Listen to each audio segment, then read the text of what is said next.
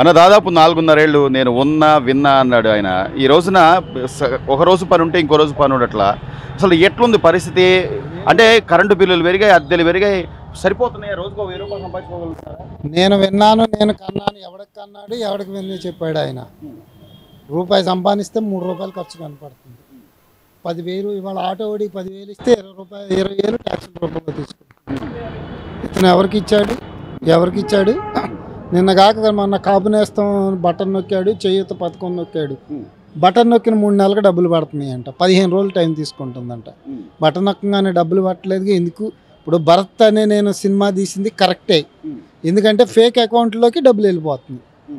అట్లా ఉంది ఇవాళ.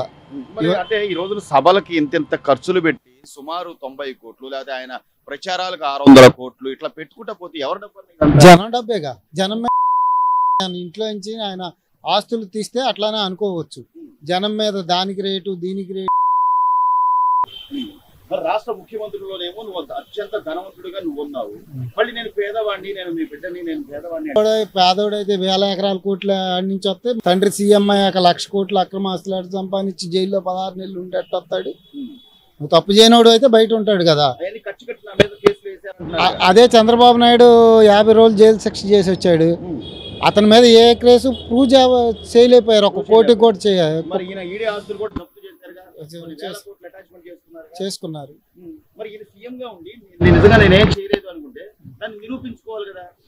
తప్పు చేశాడు కాబట్టి, ఇతను అధికారం ఉంది కాబట్టి తొక్కి పెడుతున్నాడు.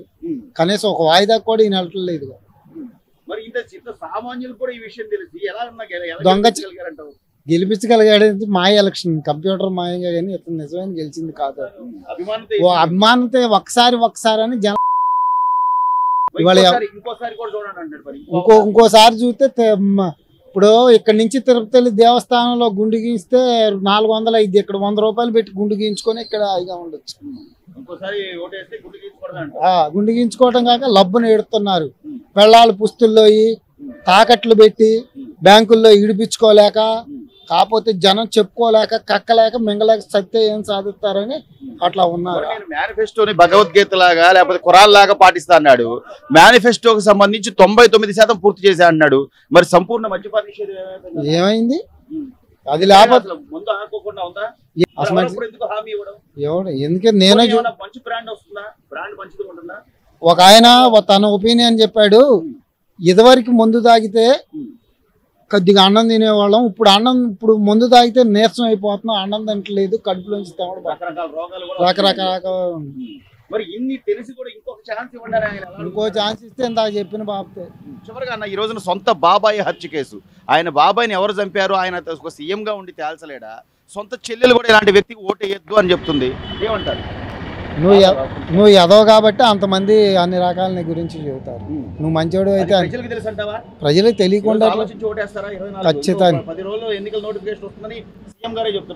ఖచ్చితంగా వస్తుంది. జనం చూసి ఆలోచించి వేస్తారు.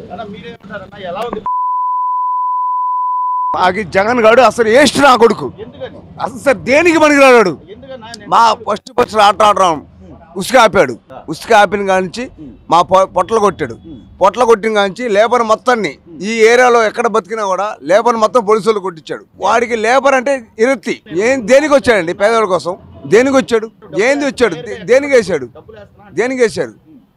ఆడవాళ్ళకి ఇస్తే సరిపోయిందా? దేనికి పడుతున్నాయి? క్వార్టర్ వచ్చి 300 రూపాయలు. మేము పని చేసుకుని వస్తే 400 రూపాయలు వస్తాయి. క్వార్టర్ వచ్చి 250 రూపాయలు. ఇప్పుడు క్వార్టర్ ఎవరితో అవుతారండి? అది ఆ మంత్ అయిన కానించి మన మనిషికి ఇంటికి వెళ్ళిన కానీ నరాలు పనిచేయట్లా. ఎట్లా తాగే పని అట్లా ఒప్పిద్ది? మీరు చెప్పండి. పని చేసి వస్తాం, పొయ్యిల దగ్గర పని చేసి వస్తాం. వచ్చిన దానికంచి మందు తాగపోతే పని చేయదు. మందు తాగాలి. ఎన్ని సంవత్సరాలు అయింది? ఏంటి ఇచ్చేది వాడికి? చాలా. మేము లేబర్ ఫండింగ్ చేస్తున్నాం. సొంత చెల్లెలు చెప్తుంది. సొంత చెల్లెలు చెప్తుందంటే ఇంట్లో సొంత బాబాయ్ని ఏమంటే మీ ఇంట్లో రావాలంటే నా పర్మిషన్ కావాలి. ఈ పర్మిషన్ లేకుండా నేను ఇంట్లోకి వెళ్ళి బాబాయ్ బాత్రూమ్ ఉన్నారా? మాజీ సీఎం తమ్ముడు వైఎస్ఆర్ తమ్ముడిని చంపాలంటే వాళ్ళ చెల్లెలే చెప్పింది. మా నాన్న చంపింది ఎవరో కాదు, మా అన్నయ్య అని. మరి ఇన్ని తెలిసి ఆ రోజున ఎలా ఓటేశారంట? ఒకసారి అవకాశం ఏమన్నాడు. అది గుండెపోటు అన్నారు. ఫస్ట్ గుండెపోటు, తర్వాత గొడ్డల పోటు. తెలియదా? ఎంక్వైరీ ఏమన్నాడు. ఇప్పుడు ఎందుకు సిబిఐ ఎంక్వైరీ ఎట్లా? ఎందుకు ఎట్లా? మన చంద్రబాబు నాయుడు లోపల ఇప్పించాడు. దేశాలు ఇప్పించాడు. 52 రోజులు ఉన్నాడు మగోళ్ళలాగా. మొగోళ్ళ బయటకు వచ్చాడు. అది చంద్రబాబు నాయుడు గారి నాయకత్వం. ఇది సీఎం గారు next CM compulsory CM Chandrababu నాయుడే వస్తారు. మా పేదలు కాపాడాలంటే చంద్రబాబు నాయుడు రావాలి. మరి ఇసుక ఆ రోజున ఇసుక ఈజీగా ఉంది, అప్పుడు ఇసుక 1200కే దొరికింది, ఫ్రీగా ఇసుక ఇచ్చారు. మరి అప్పుడు బాధుడే అన్నాడుగా సీఎం ఇప్పుడు జగన్మోహన్ రెడ్డి గారు. అప్పుడు బాధుడే అన్నారు సార్. ఇప్పుడు ఎంత ఉంది ఇసుక? అవును, ట్రాక్టర్ వచ్చి 6000 దాకా ఉందంట. ఏ 6000 సార్? 8000 సార్.